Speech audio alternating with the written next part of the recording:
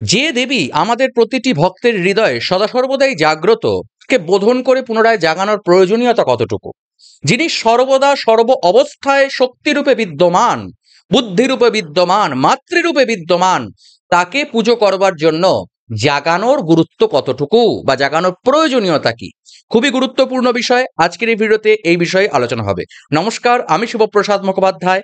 আজকের ভিডিওতে আপনাদের প্রত্যেককেই স্বাগত জানাই। সকলকে শুভ শারদিয়া জানিয়ে আজকের ভিডিও শুরু করা যাক। বোধনের ইতিহাসের দিকে যদি আমরা নজর দিই, তাহলে দেখতে পাবো রামায়ণে শ্রীরামচন্দ্র এই দেবী দুর্গার অকাল বোধন করে তাকে পুজো করেন এবং পুজোয় দেবীর আশীর্বাদ লাভ করে রাবণকে বধ করেন, অর্থাৎ যুদ্ধ জয় করেন। আমাদের বর্তমান সমাজের এই জীবন যুদ্ধে এই বোধনের গুরুত্বপূর্ণ একটি ভূমিকা রয়েছে। সেটা যদি না বুঝতে পারা যায়, তাহলে বিল্লবৃক্ষ তলে হাজার বোধন করেও কিন্তু কোনো ফল লাভ হবে না। কি সেটা বোঝার দরকার আছে। দেখুন, বোধন করে আমরা দেবী দুর্গাকে জাগাচ্ছি। কোথা থেকে জাগাচ্ছি? আমাদের হৃদয়ে দেবী সর্বদাই রয়েছে, কিন্তু তিনি জেগে আছেন কি, এটা জানার জন্য আগে জানতে হবে দেবী দুর্গা আসলে কে। দেখুন, দেবী দুর্গা সর্বভাবে সর্বরূপে সর্বদাই বিদ্যমান। তিনি সর্বস্বরূপ, সমস্ত কিছুই দেবী দুর্গা। আমার অন্তরে যে আত্মা রয়েছে, যে হৃদয় রয়েছে, যে মন রয়েছে, যে বুদ্ধি রয়েছে, যে অহংকার রয়েছে, সমস্ত কিছুই দেবী দুর্গারই প্রকাশ। তথাপি আধ্যাত্মিক চেতনারূপে দেবী আমাদের হৃদয়ে অবস্থান করছেন। তিনি আমাদের এই অন্তরে, হৃদয়ে বা কুণ্ডলিনী শক্তিরূপে এই অন্তরে অবস্থান করছেন। যখনই আমরা দেবী দুর্গাকে বোধন করছি বা জাগাচ্ছি, তার অর্থ হলো আমরা আমাদের মধ্যে থাকা দেবী দুর্গাকে জাগরিত করছি। এখন এর অর্থ কি? এর অর্থ হলো দেবী দুর্গা আমাদের অন্তরে, হৃদয়ে সদা সর্বদাই বিদ্যমান, কিন্তু তিনি ঘুমন্ত রয়েছেন। ইয়া দেবী সর্বভূতেষু শক্তিরূপেণ সংস্থিতা। তিনি শক্তিরূপে আমাদের মধ্যে বিদ্যমান রয়েছেন। এই সমাজের মধ্যে খারাপ কর্ম, অশুভ কর্ম, অন্যায়, অত্যাচার, অবিচার, এই সমস্ত কিছু দেখে আমরা না দেখার ভান করে রয়েছি। আমরা তার বিরুদ্ধে প্রতিবাদ করছি না, আমরা চুপ করে রয়েছি। অর্থাৎ আমাদের মধ্যে সেই প্রতিবাদী শক্তি রয়েছে, তথাপি আমরা চুপ করে রয়েছি, আমরা সেই প্রতিবাদ করছি না। তো দেবী দুর্গার বোধন হলো আমাদের সেই শক্তি স্বরূপকে জাগরণ করা।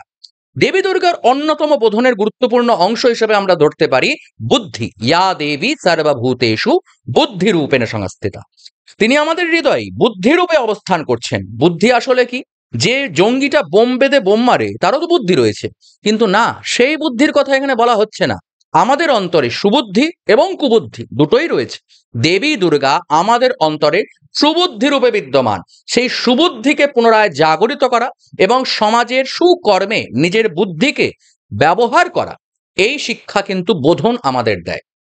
দেবী দুর্গার বোধনের সময় আমরা দেবীকে সায়ংকালে বোধন করি। প্রশ্ন হলো কেন সায়ংকালেই? কেন সকালবেলায় নয়? কেন বিকেলবেলায় নয়? কেন কেন সায়ংকালেই করা হয়? দেখুন, সায়ংকাল হলো দিবাভাগ এবং রাত্রিভাগের সন্ধিক্ষণ। অর্থাৎ আমরা এতকাল, এত সময় ধরে যেমনভাবে জীবনযাপন করেছি, আমাদের মধ্যে থাকা শক্তিকে ব্যবহার করিনি বা করেছি, আমাদের মধ্যে থাকা সুবুদ্ধিকে ব্যবহার করেছি বা করিনি, আমাদের অন্তরে থাকা সেই প্রতিবাদী শক্তিকে সমাজের জন্য ব্যবহার না করলেও বর্তমানে এই সময় থেকে আমি এই শক্তিকে সমাজের জন্য ব্যবহার করব, আমি আমার বুদ্ধি দ্বারা সমাজের উপকার করব, এই সচ্চিত অর্থাৎ সচ্চিন্তাকে আমাদের মনের মধ্যে স্থাপন করবার জন্যই এই বোধনের কিন্তু গুরুত্বপূর্ণ একটি ভূমিকা রয়েছে। সায়ংকাল এমনি এমনি ধরা হয়নি। সায়ংকাল হলো আমাদের জীবনের সায়ংকাল। আমাদের জীবনের এতকালের যে সুকর্ম বা কুকর্ম এবং ভবিষ্যতের যে সুকর্ম এবং কুকর্ম, তার সন্ধিক্ষণ হলো বর্তমানের এই সচ্চিন্তা রূপে বোধন। দেবী দুর্গাকে যখন আমরা বোধন করছি, তখন আসলে আমরা আমাদের হৃদয়স্থিত দুর্গাকে বোধন করছি। ঋগ্বেদীয় দেবী সূক্তে দেবী দুর্গা বলছেন, অহম রাষ্ট্রী, আমি রাষ্ট্র, আমি সমাজ। তাহলে দেবী দুর্গার বোধনের অর্থ হলো এই সমাজকে জাগরণ করা। এই সমাজের জাগরণই হলো দেবী দুর্গার বোধন। যদি এই সমাজের জাগরণ না হয়, তাহলে দেবী দুর্গার বোধন হয় না। শুধুমাত্র নিজের হৃদয়ে থাকা সেই প্রতিবাদী শক্তি নয়, এই সমাজ রূপে প্রতিবাদ জাগরিত হওয়াই হলো দেবী দুর্গার আসল বোধন। দেবী দুর্গা হলেন সমাজ। এই সমাজের সমস্ত অসুর বিনাশের জন্য, আসুরিক শক্তি বিনাশের জন্য, আসুরিক ক্ষমতা বিসর্জনের জন্য দেবী দুর্গার বোধন আবশ্যক। এই সমাজের হৃদয়ে, প্রতিটি মানুষের হৃদয়, ইয়া দেবী সর্বভূতেষু মাতৃরূপেণ সংস্থিতা, প্রতিটি নারীর হৃদয়ে সেই ক্ষমতা, সেই শক্তিকে জাগরণ করবার অন্যতম উপায় হলো দেবী দুর্গার বোধন। দেবী দুর্গার বোধন শুধুমাত্র বিল্লবৃক্ষতলে সায়ংকালে ঠাকুর মশাই মন্ত্র পড়ছে আর ওদিকে নাচাগানা চলছে, এইভাবে দেবী দুর্গার বোধন কদাপি সম্ভব নয়, কোনোদিন হয়নি এবং হবে না। আর এই জন্যেই বর্তমান সমাজের এত অবনতি, এত অবক্ষয়। দেবী দুর্গার বোধন যদি সঠিকভাবে না হয়, তবে দেবী দুর্গার পূজারও কোনো অর্থ থাকে না। তাই দেবী দুর্গার পুজোর সময়, সেই বোধনের সময় অকারণে ডিজে পার্টি না করে, সেই বোধনের অবস্থান করে, বোধনের সময় সেই পুজো স্থানে থেকে ভক্তগণ নিজের হৃদয়ে থাকা দেবী দুর্গাকে যদি জাগরিত করতে পারেন, তাহলে অটোমেটিক্যালি আমাদের এই সমাজে খুব সহজভাবেই একটা পরিবর্তন আমরা দেখতে পাবো। এটা আমরা আশা রাখতেই পারি।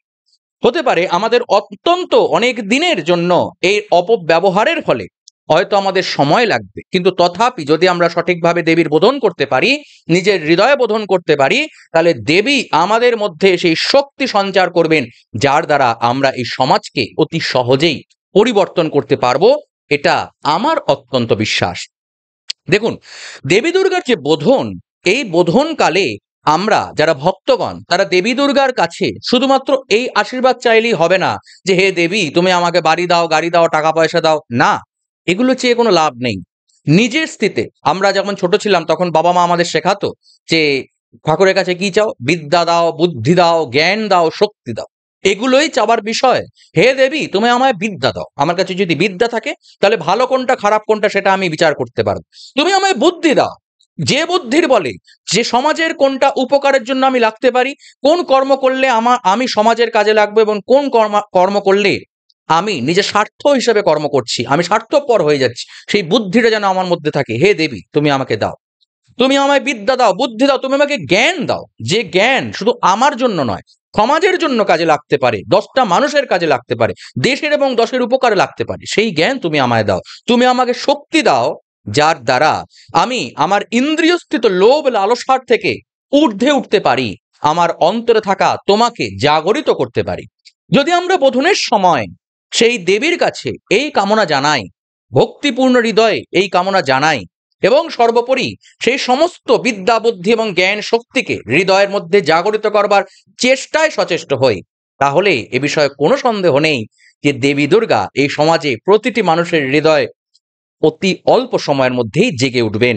আর না হলে হাজার হাজার পুজো পাঠ করেও, হাজার হাজার কোটি কোটি টাকার মণ্ডপ বানিয়েও দেবী দুর্গার পুজো শুধুমাত্র পুজো হয়েই থেকে যাবে, সেটা সমাজের জন্য কোনো কাজেই লাগবে না।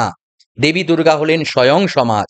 তাই দেবীর বোধন সমাজের বোধন, সমাজের শক্তির বোধন, সমাজের বুদ্ধির বোধন, সমাজের মাতৃরূপের বোধন। ইয়া দেবী সর্বভূতেষু চেতনেত্যবিধীয়তে নমস্তস্मै নমস্তস্मै নমস্তস্मै নমো নমঃ।